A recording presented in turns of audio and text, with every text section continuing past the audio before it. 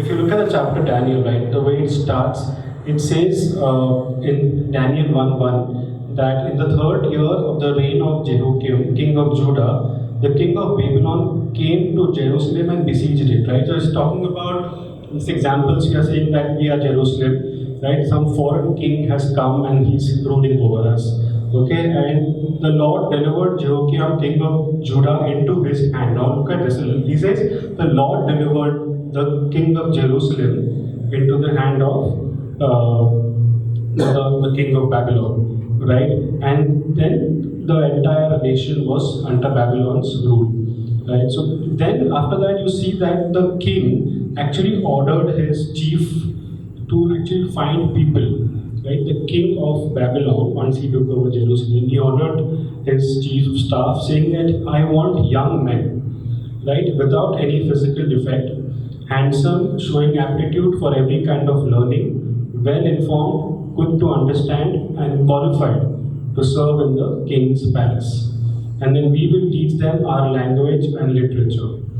Now imagine, this is something very similar, right? We are also those people, we study, we are talented, they hire us because we are so good in what we do. The chief finds 4 people from Judah, 4 people, their name was Daniel, which is the main one, and then Hananiah, Mishael, and Azariah. These were 4 people who were very perfect, like physically, mentally, whatever, knowledgeable, strong, etc. And they hire them to do their work. So now after this, these people are very strong. And when I say these people, we are talking about us. Like in this story, these people are we, right? The king is probably our bosses, or our people who are dominating over us from a workplace perspective, or anywhere. So we face these kind of issues sometimes.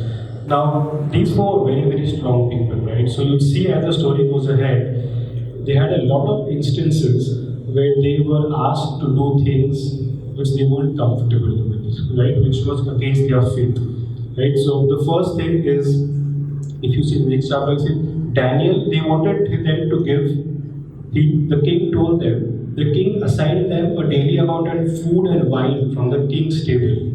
That is the first. The first is, you take them into your thing and then give them your food, wine, which is something they did not want to have. But if you look at these 4 people, they were so strong that they completely denied it. They said Daniel resolved not to defile himself with the royal food and wine, and he asked the chief for permission not to defile himself this way. Right? Now God had called the official to show favor and compassion to Daniel. So throughout this chapter, I'm not reading, but it always talks about how God intervened in all those places. Right? So you'll see that while they said no, and they did not fight. Nowhere in this you'll see the 4 of them kind of arguing or fighting or being frustrated. They only kept forward their view, saying this is something we don't want to do. It is against our law or against our God, right? And God ensured that the favor that they had from the king of Babylon was immense, right? So they said, we're not going to have it. We will not have that food and drink. We will have staple normal food which we have, right? But the chief told them the king will not like it because it's his order, and this food will make you strong. You need to work in the kingdom, right? And then Daniel told them that don't worry, we have faith in our God, and even with this simple food, we will ensure that you can check us after a few 10 days. I think he tells them you can check us, and we will still be stronger than the others.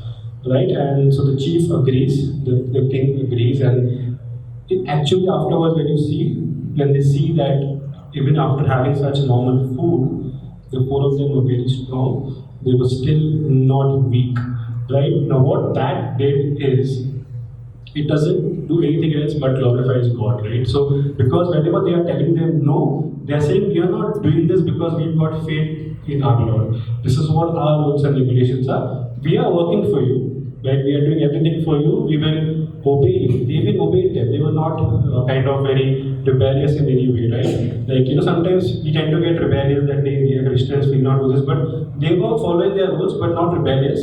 But they said, we will not do things which we are not done. We will do work for you, but not these things. So that's what the first instance where God was actually glorified, and the chief of staff and the kings, they were like, okay, look at their faith. They were so strong that we've given them such good food.